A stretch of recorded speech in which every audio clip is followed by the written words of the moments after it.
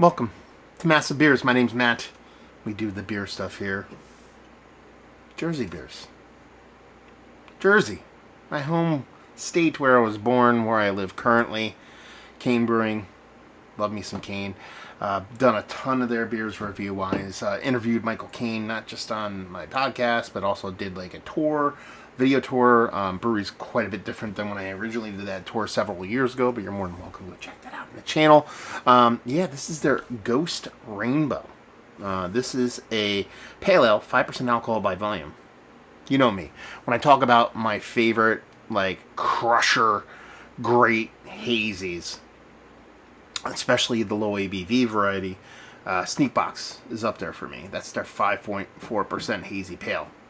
We're getting 0.4% less on this one, so I'm kind of curious to dive into it. I saw they released this actually on their Instagram, but nothing about it going out in distribution. It's kind of sometimes they tell you, sometimes they don't. Didn't see it for a week or two. I was like, yeah, such is life. Won't get it. And it popped up. We have a can on date with this 5/17/23.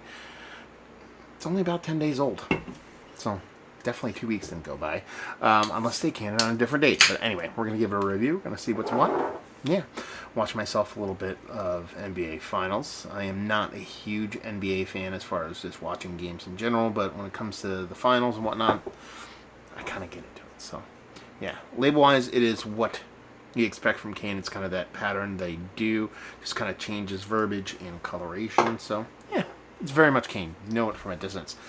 That is super dense, thick turbidity. It has a little bit of darkness to it that makes you think a couple different things. One, it could be very, very malt-based, but more often than not, when you see something of that color, touch of oxidation maybe. So it's got that rich kind of almost like apricot-y kind of juice kind of color to it. Just off white head, pinky finger. Looks all the part of like a double or triple IPA, to be perfectly honest. See, nothing kind of tipping the scales at 5%. Let's get a nose.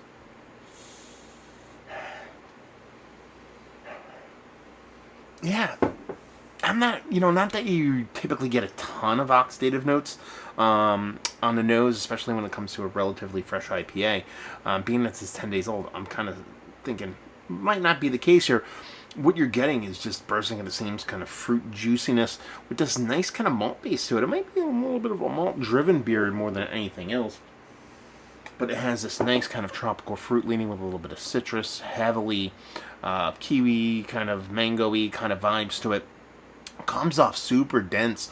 Like, again, very much if I drank this or I poured this as a mystery beer, I think I'd be looking at it going, I think this is a double IPA, and then smelling it, I think I'd kind of reinforce those thoughts, being like, I think this is kind of a double IPA, and that's kind of how it comes off, both from looks and from the nose. Just a big, rich, dense, saturated hopped hazy. 5%. Kind of digging this. We're going to dive right in. Cheers, y'all.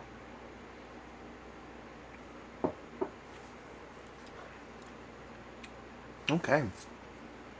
It's a cool beer. I'll tell you that.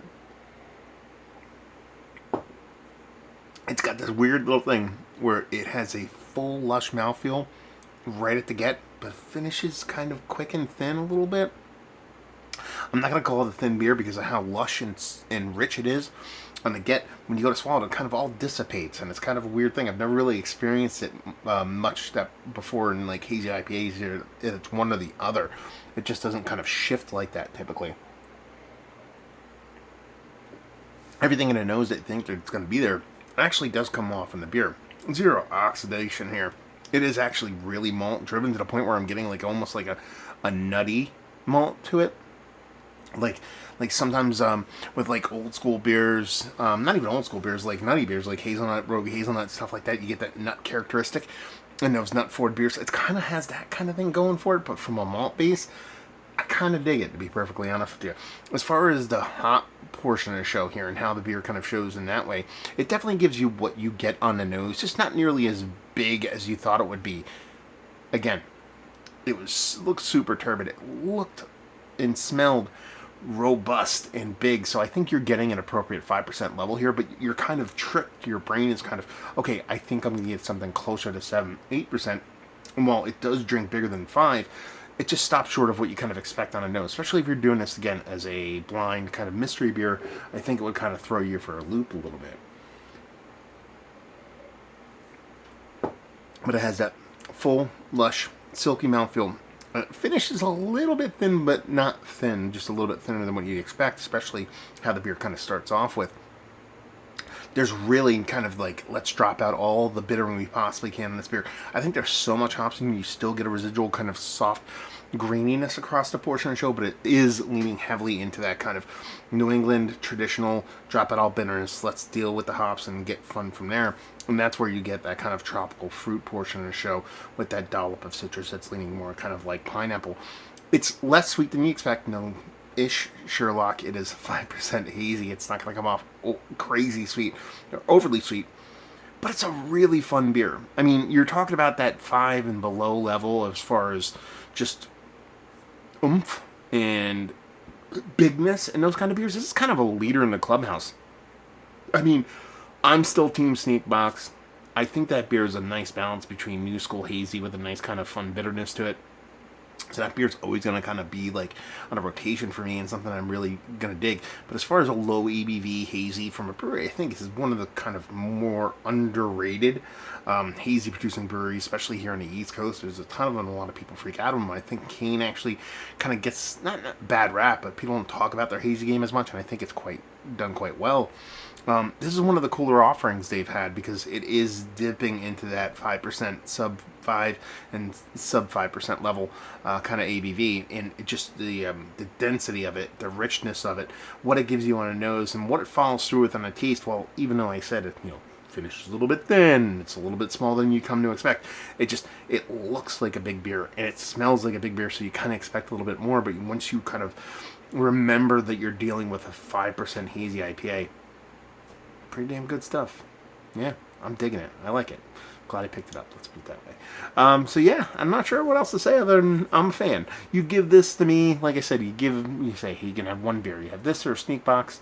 Maybe in a specific kind of mood I choose this, but Sneak Box is my go-to, so I'd probably stick with that one. But as far as a change of pace, something markedly different than Sneak Box is definitely worth picking up. A very tasty beer.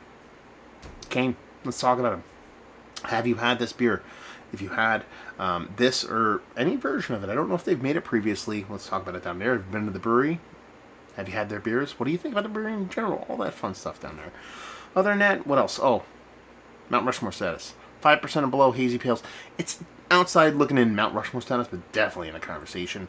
I want to say I paid $15 American for this. And there you go. So hopefully you guys enjoyed our review. Hopefully you're enjoying a little bit of Kane right now. We'll see you next time. Cheers, y'all.